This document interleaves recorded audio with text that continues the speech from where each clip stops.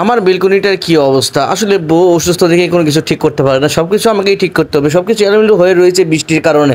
চলুন তার আগে দেখাই আমার পাখির খাঁচাটা। আপনারা পুরোটা পাখি খাঁচা দেখলে অনেক মুগ্ধ হয়ে যাবেন। আমার এই পাখির খাঁচাতে কতগুলো পাখি রয়েছে সব ডিটেলস আলোচনা করব। এখানে রয়েছে 2টা পাখি। এখানে বাকি যেটা আছে অ্যাডাল্ট, এরা ডিম দিবে। আর এখানে বাচ্চাগুলো ফুটিয়েছে। মাশাআল্লাহ, এখানে 4-5টা বাচ্চা ফুটিয়েছে তারা। এই কিছুদিনের মধ্যেই কিন্তু সে বাচ্চাগুলো বড় হয়ে গিয়েছে। এখানে রয়েছে 3টা, তারা কিন্তু বাচ্চা থেকে বড় হয়েছে। এরা আরও কয়েকদিন গেলে তাদেরকে আমরা জোড়া দেবো। অলরেডি এদের বয়স হয়ে গিয়েছে দেখে আমি জোড়া দিয়ে দিচ্ছি। নিচে সবগুলো এক এক করে আপনারা দেখতে পাচ্ছেন যে পাখিগুলো জোড়া করে রেখেছি। তারা কিন্তু অনেক সুন্দরভাবে এখানে রয়েছে। তারা কিন্তু ডিম পাড়া শুরু করে দেবে। তাহলে মূল ভিডিওতে শুরু করা যাক। হ্যালো ভিউয়ার্স, আসসালামু আলাইকুম। আশা করি সবাই ভালো আছেন। আমি এই যে বেলকনিতে এসেছি, এর মধ্যে দেখছি যে আমার মাথার চুল খাড়া হয়ে রয়েছে। আমি শুয়ে আছিলাম, শুয়ে থাকার কারণে আমার পিছনে চুলটা বেঁকা হয়ে গেছে। সেটা আমি সোজা করার চেষ্টা করলাম, বাট সোজা হইল না। চলুন যে কাজটি আমি করবো, যে ময়লাগুলো আছে ময়লাগুলো সাইড করে রাখবো এবং আরও কিছু কাজ রয়েছে সে কাজগুলো আপনাদেরকে দেখাই। এই যে বৃষ্টির বাতাসের কারণে এখান থেকে যে ঝুড়িটা রয়েছিল, আমি এখানে পাখির খাবার রাখতাম, সেই ঝুড়িটা এখান থেকে পড়ে গিয়েছে। সেটা আমি ঠিক করে দিলাম। আপনারা যারা পাখি পালন করেন অবশ্যই আমার কমেন্টে জানিয়ে দিবেন। আর আমার হাতে যে পলিথিনটা দেখতে পাচ্ছেন, এটার মধ্যে পাখির অবশিষ্ট খাবারগুলো রাখি, পরে ঝেড়ে সেই অবশিষ্ট খাবারগুলো আবার মিক্স করে খাওয়ানো হয়। কারণ অনেক পাখি খাবার নষ্ট করে, তারা সব খাবার খেতে পারে না। ছোটো ছোটো দানাযুক্ত খাবার তো ওগুলো থেকেই থাকে। এর মধ্যে বৃষ্টির বাতাসের কারণে এই ক্লিপটা খুলে পড়েছে।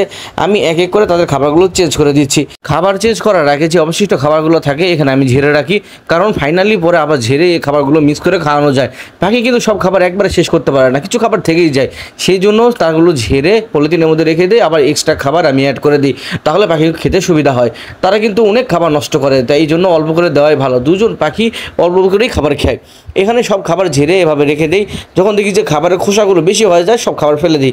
কারণ যে ময়লা খাবার রয়েছে এগুলো খেলে পাখি কিন্তু অসুস্থ হবে। সবসময় ট্রাই করবেন পরিষ্কার খাবার দেওয়ার জন্য।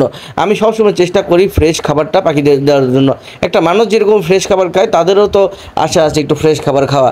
আমি এভাবে ঝেড়ে সব খাবারগুলো পরিমাণ মতো করে দিয়ে দিই। আপনারা দেখবেন যারা মাপ বোঝান না খাবার, তারা অবশ্যই দেখবেন 2জন পাখির জন্য 2 মুঠো খাবার আইডিয়া করে দিয়ে দেবেন, 3 জনের জন্য 3টা, এবং 4-5টা থাকে ওই হিসাব করে খাবার দিতে হবে। তারা 1 মুঠের বেশি সারাদিনে বেশি খাবার খেতে পারে না। এই হচ্ছে আজকের মূল ভিডিও। আপনারা দেখেই বুঝতে পেরেছেন যে একটা পাখির কীভাবে যত্ন নিতে হয়। পাখিকে প্রত্যেকদিন একবার খাবার দিলেই হয়, তাদেরকে প্রত্যেকদিন খাবার দিতে হয় না। একবার খাবার, একবার পানি চেঞ্জ করে দিলে পরের দিন ওই টাইমে গিয়ে আপনি আবার খাবার পানি চেঞ্জ করে দিতে হবে। আপনাদেরকে আরেকটা কাজ করতে হবে, যারা পাখি লালন পালন করেন অবশ্যই পাখিকে শাকসবজি খাওয়াতে হবে। যারা বাজিঘর পাখি পালন করেন বিশেষ করে, তারা কলমি শাক খাওয়াবেন, তারপর নিম পাতা খাওয়াবেন এবং সজনে পাতা খাওয়াবেন। দেখবেন পাখিটা আরও সুন্দর সুস্থভাবে থাকবে, তারা ডিম দেবে এবং বাচ্চা ফুটবে। আমার মতো যারা পাখি লাভার রয়েছেন অবশ্যই কমেন্টে জানিয়ে দেন, তাহলে পাখির ভিডিওগুলো আমি আরও সুন্দরভাবে আপনাদের কাছে প্রেজেন্ট করতে পারবো। আজকে ভিডিও আর বেশি বাড়াবো না। যারা এই পর্যন্ত ভিডিওটা দেখেছেন, ভালো লেগেছে একটু হলেও, অবশ্যই লাইক কমেন্ট শেয়ার করে আমার পাশে থাকবেন। পেজটা ফলো দিতে অবশ্যই ভুলবেন না। আল্লাহ হাফেজ।